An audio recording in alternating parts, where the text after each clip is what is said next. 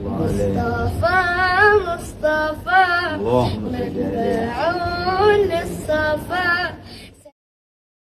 Di dalam syariat Islam ada beberapa hal yang berlaku yang bersifat luar biasa. Yang bersifat luar biasa. Hal-hal yang luar biasa ini kadang-kadang dilakukan oleh manusia, kadang-kadang dilakukan oleh bukan manusia, daripada jin. Maka daripada segala hal yang luar biasa, dan kadang-kadang perkara itu luar biasa bagi manusia, bukan luar biasa bagi jin. Dan kadang-kadang perkara itu luar biasa bagi manusia, bagi jin, tapi bukan bagi manusia. Yani karena perbezaan alam dengan jin dengan manusia. Contohnya, kalau orang boleh menembusi ke udara sampai pergi ke bintang di langit. Manusia perlu alat dan macam-macam, jin boleh pergi naik terus. Hal itu bukan luar biasa bagi jin karena jin punya kekuatan seperti itu. Tapi bagi manusia itu hal yang luar biasa. Inan biayatina atau hal-hal yang luar biasa terbagi kepada beberapa bahagian. Yang tertinggi sekali adalah namanya mukjizah. Mukjizah, hal yang luar biasa diberikan oleh Allah kepada Nabi untuk membuktikan benarnya Nabi dan untuk mencabar orang lain supaya mendatangkan seperti yang dibawa oleh Nabi akan mukjizah itu. Ini namanya mukjizah. Dengan demikian tak ada yang punya mukjizah kecuali para anbiya sahaja. Selain daripada para anbiya, maka tidak boleh mengatakan mempunyai mukjizah.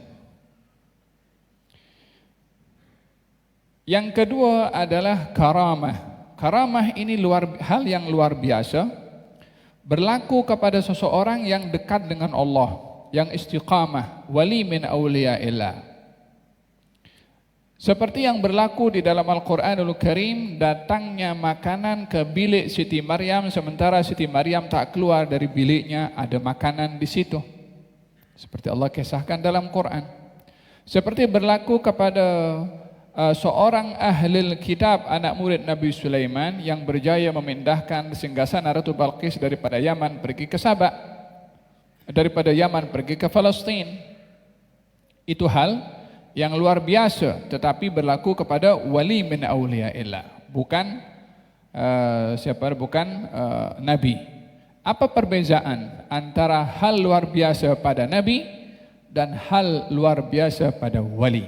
Yang pertama, hal luar biasa pada wali itu adalah cabang daripada ikutnya si wali dengan Nabi.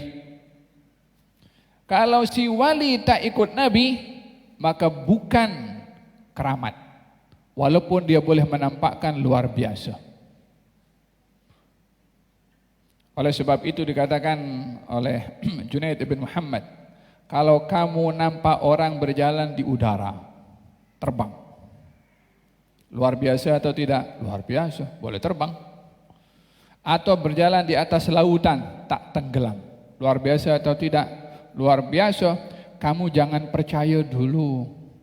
Jangan wih hebatnya. Jangan dulu. Timbang dulu amalnya orang itu, sesuai dengan Quran, dengan sunnah atau tidak. Kalau perbuatannya bertentangan dengan Quran dan sunnah, ketahuilah dia adalah pendusta.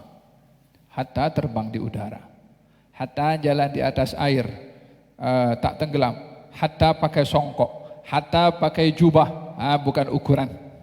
Mau pakai songkok, mau tak pakai songkok, mau pakai jubah, mau tak pakai jubah, ukurannya bukan pada luaran, tapi ukurannya adalah pada ikutnya kepada Al-Quran dan juga sunnah Nabi SAW.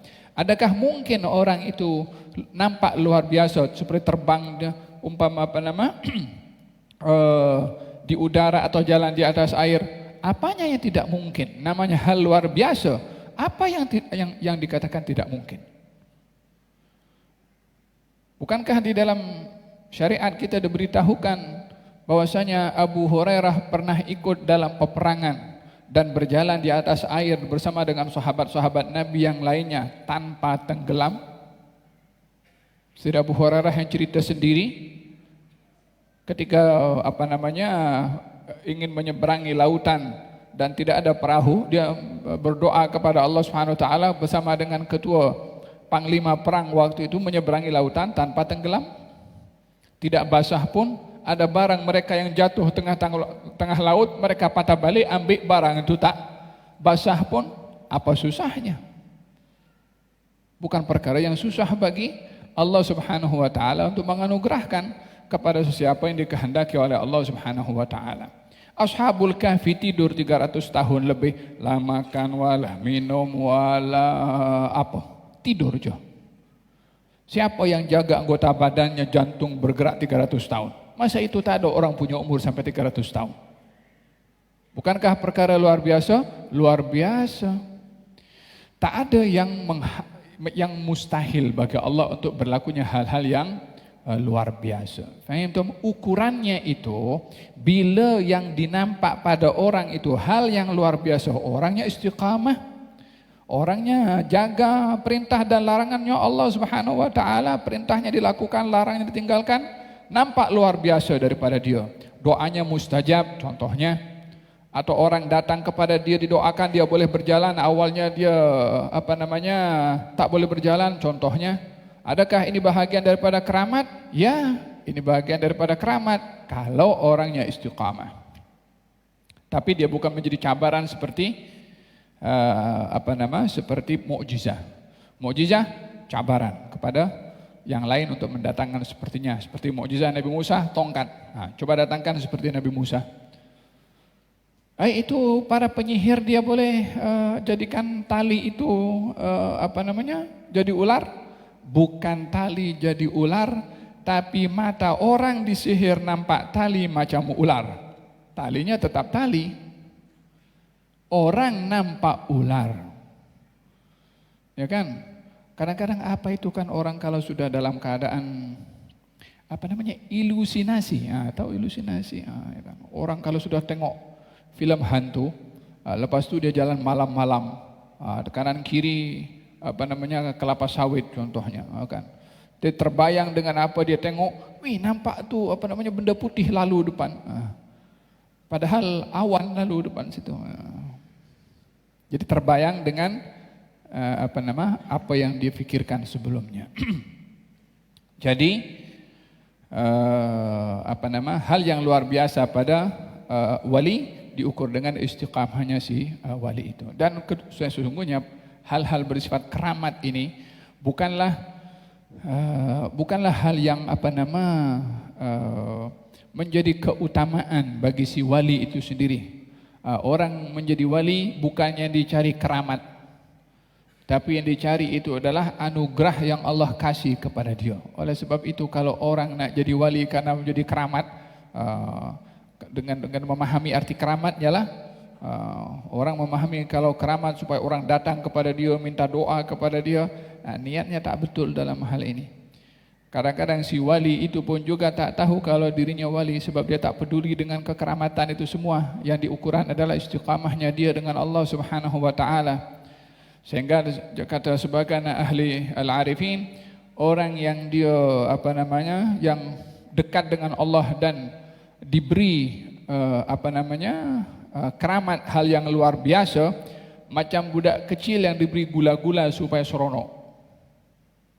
Tahu budak kecil bagi gula-gula, dia seronok. Kalau orang wali seronok dengan hal-hal yang luar biasa, macam budak kecil diberi gula-gula. Karena para aulia bukan itu yang dicari. Yang dicari adalah ridhanya Allah dan juga pandangan Allah dan ma'rifah dirinya kepada Allah Subhanahu wa taala.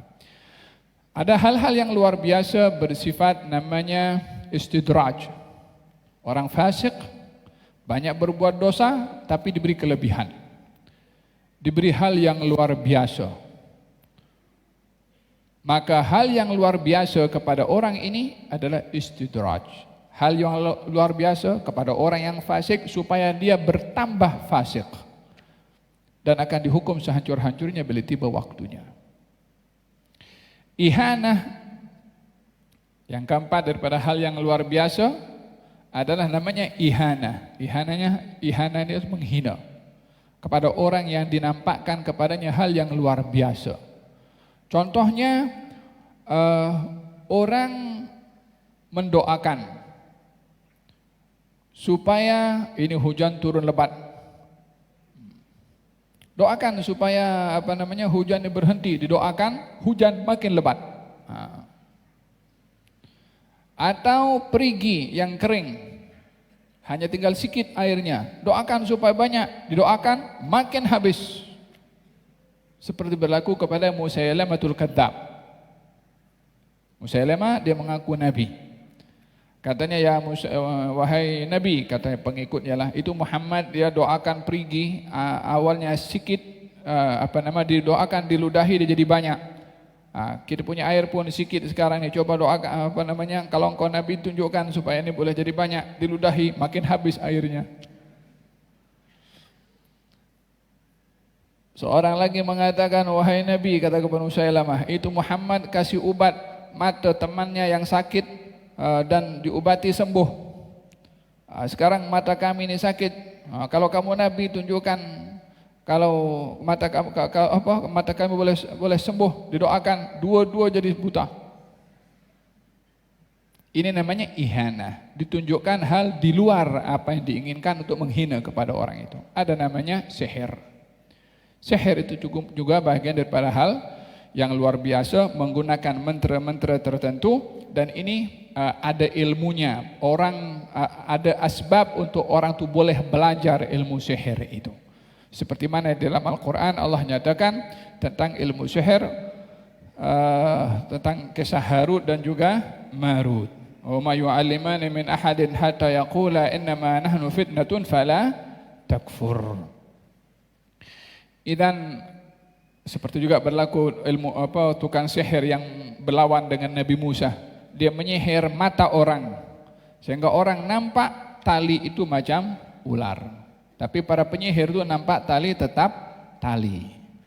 Dalam hal ini ada ilmu namanya ilmu sihir. Luar biasa, orang boleh tertipu.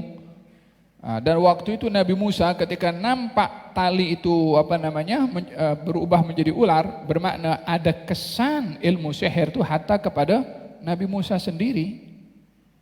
Ketika ditenangkan oleh Allah jangan takut, barulah Nabi Musa steady di situ. Nah,